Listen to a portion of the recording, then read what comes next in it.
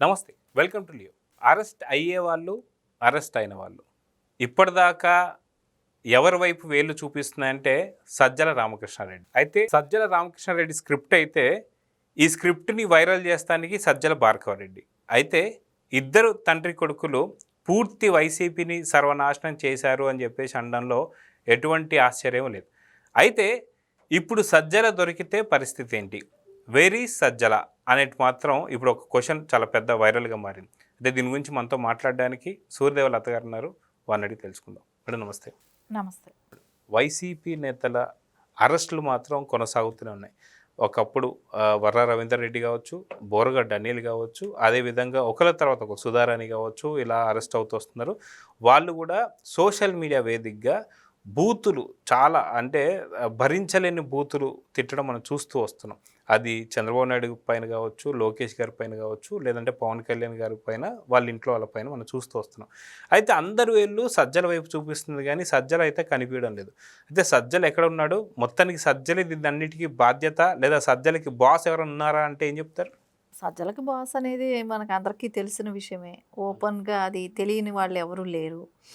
కానీ ఇవన్నీ సజ్జల గారికి తెలియకుండా అయితే, అంటే రాష్ట్రంలో ఎక్కడ ఎవరు ఏం జరిగినా అన్నీ ఆయనకి తెలిసేదే. ప్రతి వాళ్ళు కూడా అంటే ఒక సీఎంగా ఉన్న జగన్మోహన్ రెడ్డి దగ్గరికి ఎవరైనా వెళ్ళాలంటే ఈయన చెప్పందే ఆయన కలిసేవాళ్ళు కాదు. సరే, ఆయన ఎప్పుడు ఇంట్లోనే ఉంటే మొత్తం రాష్ట్రాన్నంతా సకల శాఖ మంత్రిగా మనకు అందరికీ తెలిసిన విషయమే. ఆయనే మొత్తం అందరు మినిస్టర్లతో కానివ్వండి ఆయనే కూర్చోవటం. ఓన్లీ ఫొటోస్ కోసమైతే అప్పుడప్పుడు మీటింగ్ పెట్టడం జగన్మోహన్ రెడ్డి గారు వంతు. అది కూడా ఇంట్లోనే సెటప్ పెట్టుకున్నాడు కాబట్టి ఈ సెటప్ ఇంట్లో పెట్టుకొని ఇంట్లో నుంచి ఒక వీడియో తీసి ఒక బిట్ పంపించేయటమే కానివ్వండి. ఆయన ఎప్పుడు కూడా జగన్మోహన్ రెడ్డి గారు ప్రజలకి అంటే ప్రజలకి పనికొచ్చే పనులకి ఎప్పుడూ కూడా ఆయన దగ్గరగా లేడు. ఇతనైతే ఇప్పుడు ఇంకా చెప్పాల్సిన పనిలే. సజ్జల గారికి తెలియని విషయం లేదు. ఎక్కడెక్కడి నుంచి ఎంతెంత అమౌంట్స్ వస్తున్నాయి, ఏ ఏ స్కాముల్లో ఎంత వస్తుంది, లిక్కర్లో ఎంత వస్తుంది, ఇసుకలో ఎంత వస్తుంది, ఆ నియోజకవర్గం ఎమ్మెల్యే ఎంత పంపించాడు, ఈ మినిస్టరు దానిలో నుంచి మనకి ఎంత లెక్కలు వచ్చాయి. సో ఇవన్నీ ఈయన హ్యాండ్ ఓవర్లోనే ఉన్నాయి. అన్నీ ఈయనే చూసేవాడు. ఈయన చూసి ప్యాలెస్కి, తాడేపల్లి ప్యాలెస్కి లెక్కలు అప్పచెప్పటం అనేది జరుగుతూనే ఉంది. అంటే గతంలో 5 ఏళ్ళు కూడా ఇదే జరిగింది. అంటే ఇప్పుడు టీటీడీ దేవస్థానం అవ్వచ్చు, ఏ టెంపుల్ నుంచి ఎంత కలెక్షన్స్ కానివ్వండి, ప్రతిదీ ఇంకా నిత్యం మద్యం మైనింగ్ అన్నీ ఏది వదిలిపెట్టలేదు. కాదేది అనర్హత అన్నట్టు అన్నీ ఏది ఉంటే అది దోచేయటమే కదా.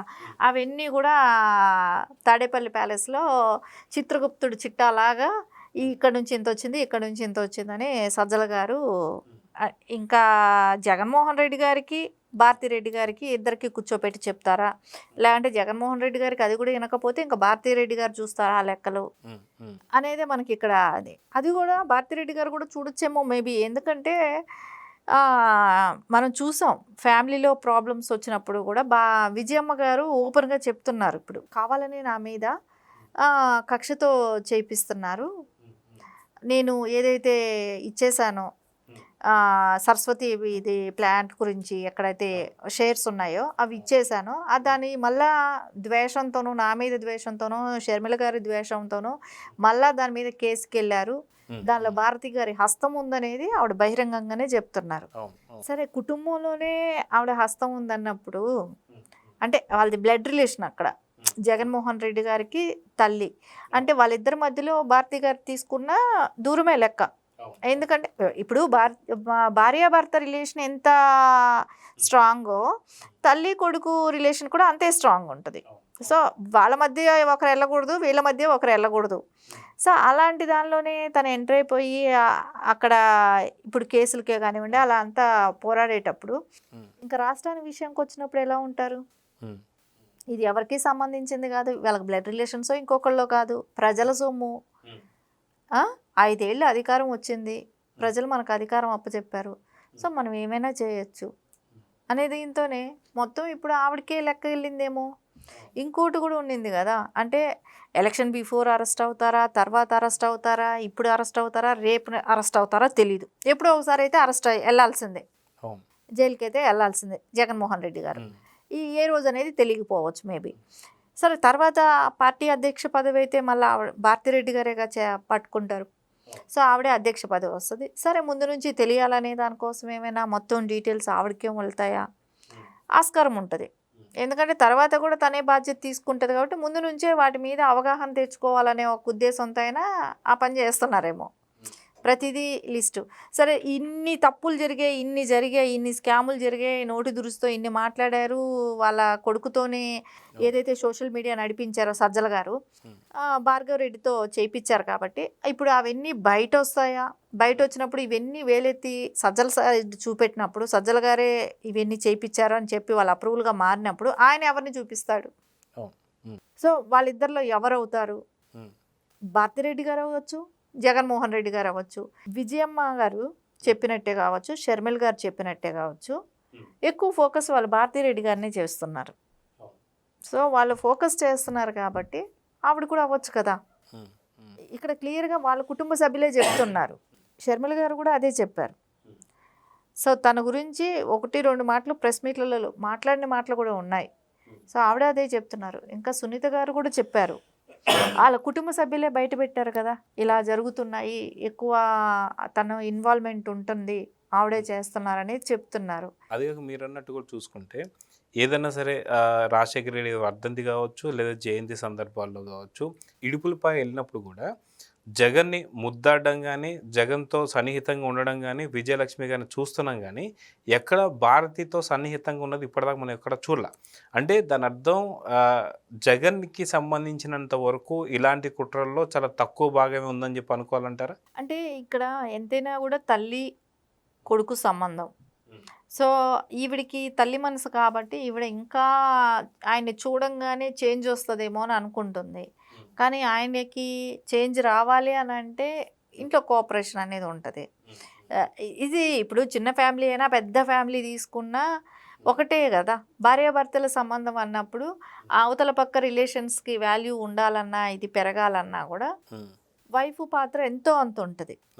సో ఇప్పుడు ఒకవేళ కొడుకే తల్లితో కోపం ఉన్నాడు అనుకోండి, కోడలు చొరవ తీసుకుంటారు కదా. జనరల్గా కుటుంబాల్లో అలాగే జరుగుతాయి. ఏదో తెలియకుండా మాట్లాడారా, ఈవిడ రావటం వెళ్ళటం మాటలు ఈటలు ఇవన్నీ ఉన్నాయనుకోండి, కొడుకును కూడా పక్కన పెట్టేస్తారు. సో ఇద్దరు అలాగే ఉంటే ఏం జరుగుతుంది? ఫ్యామిలీలో దూరం అయిపోతారు. ఇద్దరికి నచ్చకపోతే దూరం అయిపోతారు. సో అదే జరుగుతుంది కదా విజయమ్మ గారి విషయంలో, అదే జరుగుతుంది. సరే ఆవిడకి కనపడంగానే ఇంకా కొడుకు మీద ఉన్న ఎఫెక్షన్తో వెళ్తున్నారు. సో అక్కడ రెస్పాండ్ అవ్వట్లా వాళ్ళు. ఈయన ఇప్పుడు యువతల నుంచి ఎఫెక్షన్ చూపెట్టడానికి ట్రై చేస్తున్నారు, అవతల నుంచి కూడా అది సేమ్ ఉంటే ఈవిడ కొంచెం ఇదిగా ఉంటారేమో. అక్కడ అవతల నుంచి ఎలాంటి రెస్పాన్స్ లేదు. సో దాంతో ఏమవుతుంది, మళ్ళీ నార్మల్కి వస్తున్నది. సో కేసులు వేస్తున్నారు, వాళ్ళు నోటీసులు పంపిస్తున్నారు, ఈవిడ కౌంటర్ ఫైల్ చేస్తున్నారు. ఇది ఇట్లా ప్రాసెస్ లాగా వెళ్ళిపోతుంది. యాక్చువల్లీ మనం చూసాం కొన్ని విషయాలు, హత్యలకు జరిగిన కారణాలు విజయమ్మ గారికి తెలిసే ఉంటాయి, తెలియకుండా ఉండేది ఏమీ ఉండదు. కానీ ఆవిడ కూడా ఇంకా బయట పెట్టట్లేదు. బయట పెట్టాల్సిన అవసరం ఉంది. ఇప్పుడు కొడుకు దుర్మార్గుడు అయితే మటుకు ఎంతసేపు వెనకేసుకురావటం అనేది తప్పే అవుతుంది. అది మీ ఇద్దరి మధ్యలో అయితే పర్లేదు, సమాజానికంతా వస్తుంది కదా. దాని గురించి ఆలోచించాల్సిన అవసరం ఉంటుంది కదా. సమాజంలో అన్నప్పుడు మీ రిలేటివ్సే కాదు, ప్రజలు ఉంటారు. ఇప్పుడు రిలేటివ్స్ చనిపోయారు, మీ సొంత మరిది, ఇప్పుడు విజయమ్మ గారికి సొంత మరిది గారు అనుకోండి, ఆయన పోయి ఉండొచ్చు. కానీ అది తర్వాత సమాజానికంతా ఆపాదిచ్చారు కదా, వాళ్ళ మీద వీళ్ళ మీద అని కేసులు పెట్టారు కదా. ఇప్పుడు ఇప్పుడంటే ఎలాగో గెలవలేదు, మేబీ ఒకవేళ అలాంటి పరిస్థితి వచ్చి ఆయన చెప్పింది ప్రజలు నమ్మి, అంటే మీరు బయట వచ్చారు కాబట్టి దేవుడు కూడా అలా ఒక రకమైన ట్విస్టే పెట్టాడు ఇక్కడ. మీ అంతటా మీరే బయట వచ్చి మీ నోటితోనే చెప్పించారు. ఇక్కడ చాలా విషయాలు మీ నోటితోనే బయట వచ్చాయి. సునీత గారే ఓపెన్ అప్ అయి చెప్పటం వలన చాలా క్లారిటీ వచ్చేసింది ప్రజల్లో. కాకపోతే వాళ్ళకి శిక్ష పడకపోవచ్చు ఇంకా వాళ్ళు, కానీ ప్రజల్లో క్లారిటీ వచ్చేసింది. ఇవన్నీ కూడా జరుగుతున్నాయి, ఇంకా కూడా బయట పెట్టకుండా ఉంటే రేపొద్దున సమాజానికి ప్రాబ్లం. ఇవన్నీ సమాజంలో అంటే ఇప్పుడు వాళ్ళు అనుకోవచ్చు, రాజశేఖర రెడ్డి గారికి ఉన్న ఇమేజ్కి ఆయన లెగసీని తీసుకెళ్తున్నారు అవన్నీ అని అన్నారు కదా. ఆ లెగసీలో ఏ విధంగా ఈయన సక్సెస్ అయ్యాడో చెప్పచ్చు కదా. ఏ విధంగా సక్సెస్ అయ్యారు? ఆయనకి ప్రాణం తమ్ముడు అంటే, రాజశేఖర రెడ్డి గారికి, కూతురంటే ప్రాణం. ఆ? ఉమ్, అలాంటి వాళ్ళందరూ ఏమయ్యారు? అవును. అది ఎవరో కాదు కదా చెప్పింది, విజయమ్మ గారే చెప్పిన విషయమే ఇది. కూతురు అంటే అంత ఇష్టం, ఇవన్నీ చెప్పింది ఆవిడే కదా. సో ఆయన బతుకుంటే ఎలా ఉంటుందని మీరు ఇప్పుడు కూడా ఆలోచిస్తున్నారు కదా. మీ కుటుంబంలోనే ఆయన బతుకుంటే ఎలా ఉంటుందని మీరు ఆలోచించినప్పుడు రాష్ట్రానికి కూడా అది అవసరం ఉంటుంది కదా. సో అలాంటి కుటుంబానికి ఆయన సాటిస్ఫాక్షన్ కాదు, అది కరెక్ట్గా లేదు అని అనుకున్నప్పుడు రాష్ట్ర ప్రజల మీద ఇంకా ఇలాంటి బలవంతంగా ఇన్ని రకాల అరాచకాలు చుట్టుపక్కల ఇంకా జరుగుతూ ఉంటే ఇప్పటికైనా మీరు ఓపెన్ అవ్వండి. అవును. అవును. ఆయన చేసినవన్నీ కూడా మీకే తెలుసు, అవును. అవును. బయట వాళ్ళకన్నా కూడా. ఈవెన్ షర్మిల గారైనా ఇంకా ఓపెన్ అవ్వాల్సింది చాలా ఉంది. ఆవిడ ఇంకా చెప్పట్లేదు కానివ్వండి, ఇంకా చాలా ఓపెన్ అవ్వాల్సింది ఉంది. ఏదో కొద్ది కొద్దిగా అప్పుడప్పుడు ఏదో చెలెక్తుల్లాగా కొన్ని కొన్ని విసురుతున్నారు కానీ ఆవిడ నోటి నుంచి రావాల్సింది చాలా ఉన్నాయి. ఈ హత్య గురించి ఆవిడ తెలియకుండా ఉంటుందా? తెలుసుండే ఛాన్స్ ఎక్కువ ఉంది. సో అవన్నీ కూడా బయట వస్తే మీరు రాష్ట్రానికి మంచి చేసిన వాళ్ళే అవుతారు. సో చూద్దాం మేడం, ఖచ్చితంగా ఈ విషయాలు ఏవైతే ఉన్నాయో సజ్జల నుంచి ఎవరిని చూపిపోతున్నాడు అనేది మాత్రం పెద్ద హాట్ టాపిక్ కింద మారింది. మొత్తానికి సజ్జల ఇక్కడ ఉన్నాడా లేదా ఫారెన్కి పారిపోయాడా ఏంటి అనేది తెలియదు. సో చూద్దాం ఏం జరగబోతుంది. నమస్తే. నమస్తే.